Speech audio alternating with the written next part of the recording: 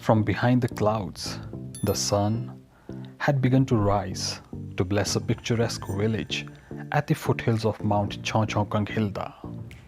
Langza, a village surrounded by the snow-capped Himalayas, was beginning to come to life.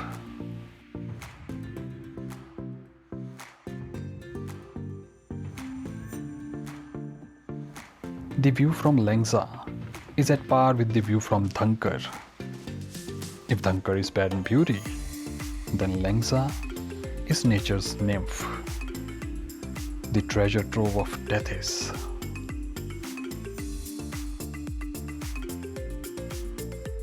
While I was recording all this, my friend was taking a walk and he appeared with a rock in his hand and handed it to me for confirmation. And with that began our fossil frenzy. As we found a few more, I remembered a quote from The Alchemist. When you want something, all the universe conspires in helping you to achieve it.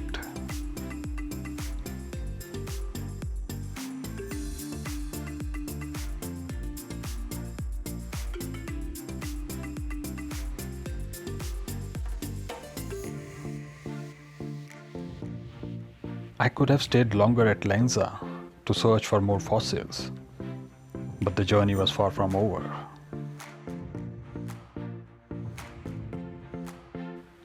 From Langza, we left for Komic. The road to Komic is the most beautiful stretch of the whole tour. The panoramic view of the Himalayas instills the heart and soul with the sense of contentment.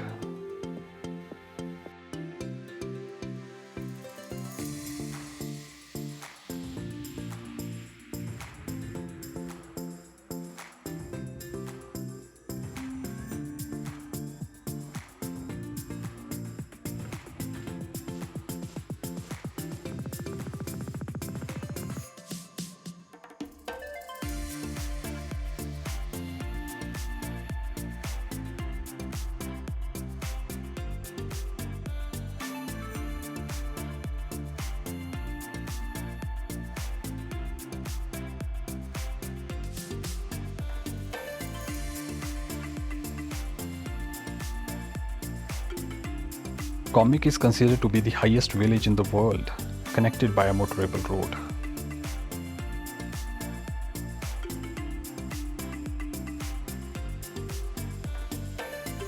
The village is home to the Sakyatangur monastery, one of the two monasteries belonging to this sect in Spiti.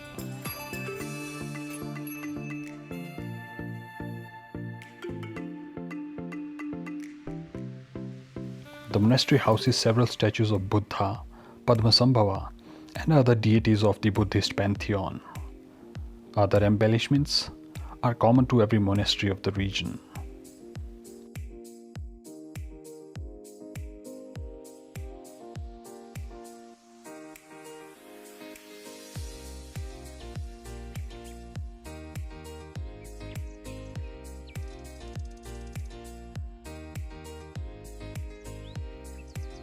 Although Hikkim comes before Komic, it is more convenient to visit it on the way back from Komic and leave the valley from there instead of going back through Langza. Hikkim is home to the world's highest post office. Tourists send postcards to their loved ones from here, which can be bought from the stalls next to the post office. Do these postcards reach the destination? I've never checked. However, after my first visit back in 2018, I received a postcard that was intended for someone else. Probably because the address was somewhat similar to mine, but the village was different. From Hikkim, we took a link road, which was to merge with the road connecting Langza and Komic. Why? Because my desire for fossils was at par with the Smeagol's desire for the ring. So, it was time to find my precious.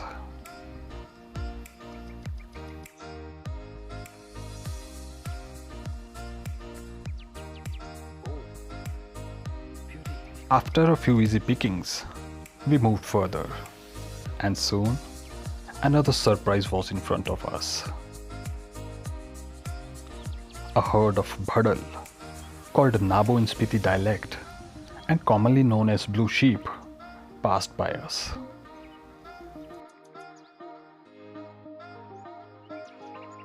After watching them fade away, we headed to the Key monastery, the largest monastery in the Spiti Valley.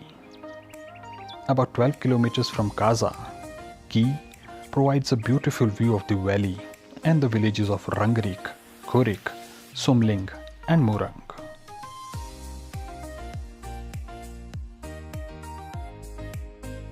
The art and architecture of the monastery is similar to other monasteries.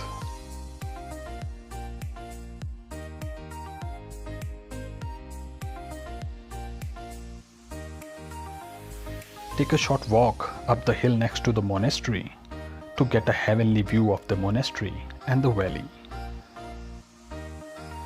During my 2 previous visits, I only walked up to the point from where I could see the monastery as well as a bit of the landscape. But this time, I walked further to have a better perspective. The further we went, the better the view got. After walking quite a distance, we sat down to enjoy the view. A beautiful example of mankind's resilience amidst the barren yet beautiful landscape.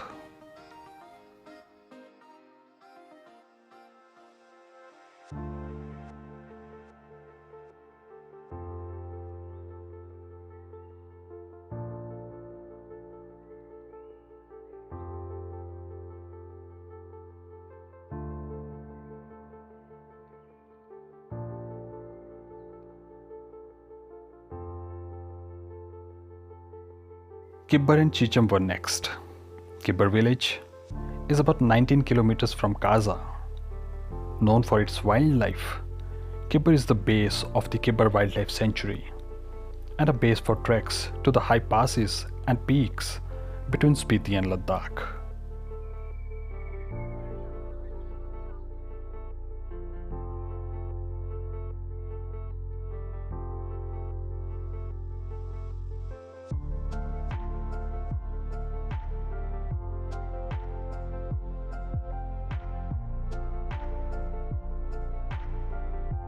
Chicham bridge is about 3 kilometers from Kibber, and if you wish to go straight towards Chicham and skip Kibber, then you can take a bypass about 3 kilometers before Kibber. Chicham bridge connects Kibber to the Chicham village and the regions beyond.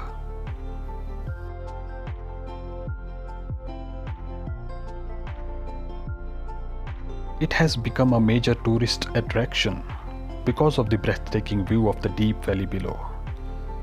Definitely something an acrophobic person would not want to experience.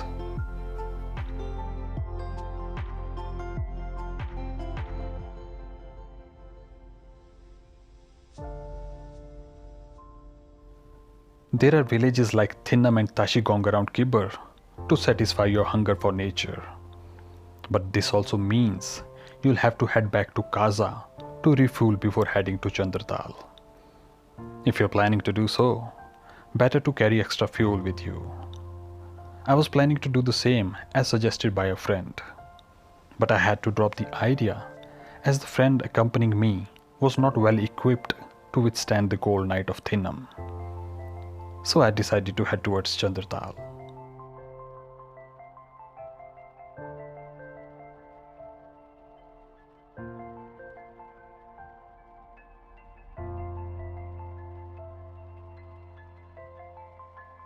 The road up to Losar is amazing, but beyond that, it is really challenging.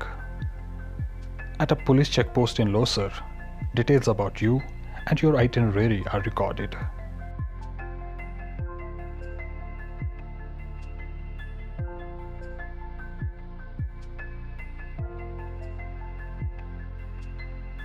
Chandratal is 40 kilometers from Losar, and halfway through lies the pass of Kunzum, from where the Spiti river originates.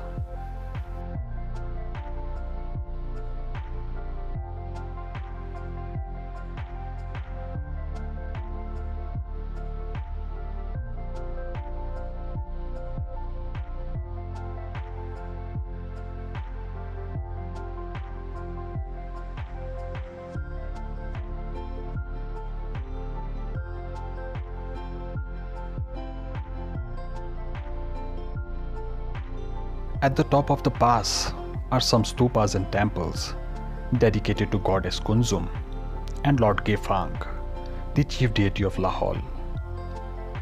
From here, the road winds downhill, and about 9 kilometers from Kunzum, the road bifurcates. Manali on the left and Chandratal on the right.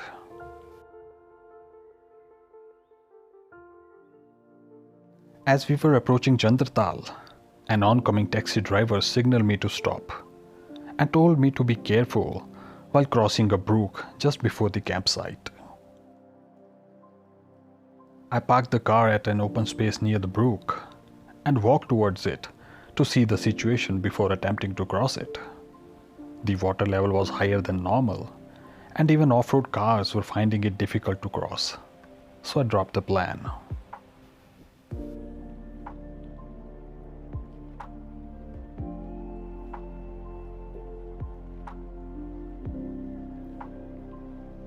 The place where I had parked the car was perfect, as there was another campsite nearby. There we had our dinner, and then we crawled into our tent.